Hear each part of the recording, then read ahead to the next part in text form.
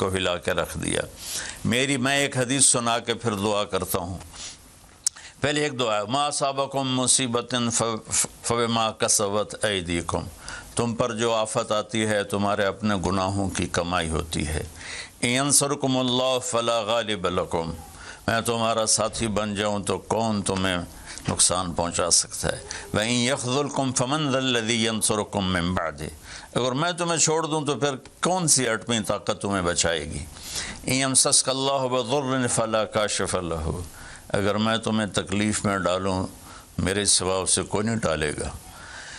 اور إِن يَمْسَسْكَ بِخَيْرٍ فَلَا رَادَّ لِفَضْلِهِ، اگر میں ارادہ کر لوں کہ میں نے کسی کو نہیں ہونے دینا بیمار یا مصیبت میں، تو اس کے لیے کیا مشکل ہے؟ ایک امر ہی تو ہوتا ہے۔ 40 دن ابراہیم علیہ السلام آگ میں بیٹھے رہے، 40 دن یونس علیہ السلام مچھلی کے پیٹ میں رہے، وہ تو فعال لما یرید ہے۔ تو ہم یہ جو ظاہری اسباب اختیار کر رہے ہیں ان کو بھی پوری طرح اختیار کرنا ہے، ساری احتیاط کرنی ہے۔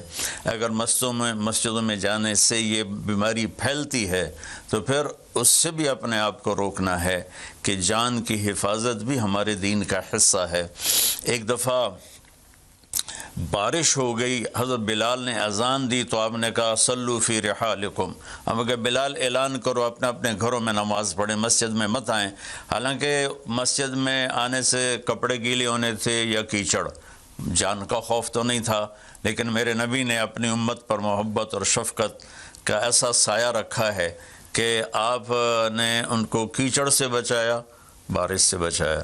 یہاں تو زندگی موت کے مسائل ہیں، بہرحال بڑے علماء اس میں جو کہیں گے اور حکومت جو ان کے ساتھ میٹنگ کرے گی، جو حتمی فیصلہ ہوگا، تو سب سے پہلے ہم اپنے الفاظ میں تواضع لے کر آئیں کہ ہم نے اللہ کے سامنے جھکنا ہے، عاجزی کرنی ہے اور اللہ کو منانا ہے کہ یا اللہ تو اس کو ہٹا، یہ نہیں ہٹ سکتی، اسے کوئی نہیں ہٹا سکتا۔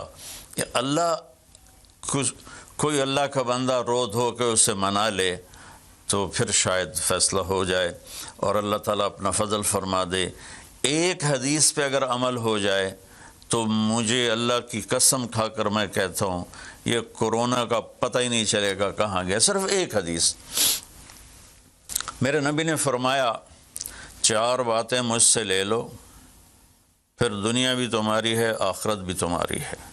4 اذا کانت فیک، 4 باتیں لے لو مجھ سے پھر دنیا بھی تمہاری ہے آخرت بھی تمہاری ہے، تمہیں کوئی ٹیڑھی آنکھ سے نہ دیکھ سکے گا، تمہیں کوئی نقصان نہ پہنچا سکے گا کہ تمہارے رب کا سایہ تم پہ چھا جائے گا۔